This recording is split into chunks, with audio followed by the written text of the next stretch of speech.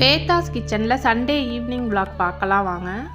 Morning function போயிட்டதுனால நான் எதுவுமே செய்யலை. ஈவினிங் போல் தான் பூவெல்லாம் மாற்றி வச்சுட்டு விளக்கு ஏற்றிட்டு அதுக்கப்புறம் டின்னர் தான் ப்ரிப்பேர் பண்ணோம். டின்னருக்கு வந்து லெமன் அதிகமாக இருந்ததுனால நம்ம சாப்பாட்டு அரிசியே வடிச்சிட்டு லெமன் சாதம் தான் செஞ்சுருந்தேன்.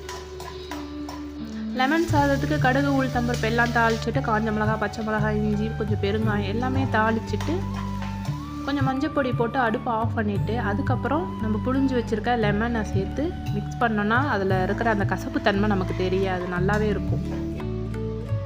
அதுக்கப்புறம் சாதத்தில் கொஞ்சமாக நல்லெண்ணெய் விட்டு ஆற வச்சுருந்தேன், மிக்ஸ் பண்ணிவிட்டு அதை அப்புறம் சேர்த்து மிக்ஸ் பண்ணால் லெமன் சாதம் ரெடி. சரி, டெய்லி இட்லி தோசையே சாப்பிட்றோம், இன்றைக்கி கொஞ்சம் லெமன் சாதம் செஞ்சு சாப்பிட்லான்ட்டு இன்றைக்கி இதை தான் ட்ரை பண்ணேன்.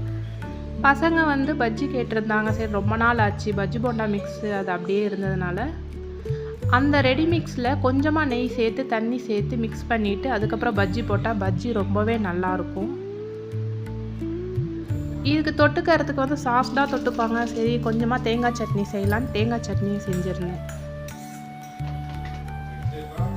வீட்டில் எந்த காய்கறியுமே இல்லை. நெக்ஸ்ட் வீக் ஃபுல்லாக காய்கறிலாம் வேணுன்றதுனால கடைக்கும் எங்கேயும் போல் லேட் நைட் ஆகிட்டதுனால ஆன்லைன்லேயே ஆர்டர் பண்ணிட்டோம். கருவேப்பிலை, பச்சை மிளகாய் எதுவுமே கிடையாது. அதனால் அதெல்லாம் வாங்கி வச்சுட்டு சரி பஜ்ஜி போட்டு கொடுத்துட்டு அதுக்கப்புறம் அதெல்லாம் க்ளீன் பண்ணி எடுத்து வச்சுட்டோன்னா நம்ம செய்யறதுக்கு நெக்ஸ்ட் டேக்குலேருந்து ஈஸியாக இருக்கும்.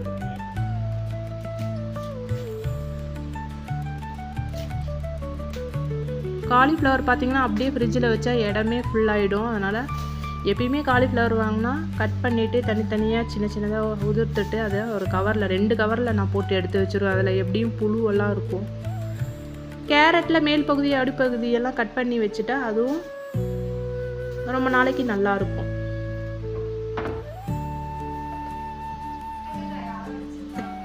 இந்த டைம் வந்து கருவேப்பிலை கூட சுத்தமாக இல்லாமல் போயிடுச்சு. சரி, கருவேப்பிலையும் ஆன்லைன்லேயே ஆர்டர் பண்ணிட்டோம். கருவேப்பிலை, கொத்தமல்லி, புதினா இதெல்லாம் கிள்ளி வைக்கும்போது அடியில் ஒரு டிஷ்யூ பேப்பரும் மேலே ஒரு டிஷ்யூ பேப்பரும் வச்சா நமக்கு நிறைய நாள் வரும். நெக்ஸ்ட் டே மார்னிங் தான் இது, மண்டே மார்னிங். அன்றைக்கி ஆடி பூரன்றதுனால சரி கோயிலுக்கு போகலான்ட்டு எல்லாமே கொஞ்சம் சீக்கிரமாகவே ரெடி பண்ணிவிட்டு வீடெல்லாம் சுத்தம் பண்ணிவிட்டு கோயிலுக்கு போகலான்னு பார்த்தா அன்றைக்கி ரொம்பவே லேட் ஆகிடுச்சு.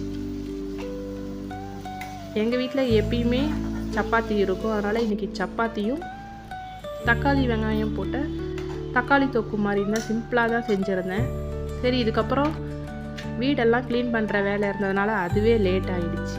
ஈவினிங் தான் கோயிலுக்கு போகணும். இதோட இந்த vlog முடியுது.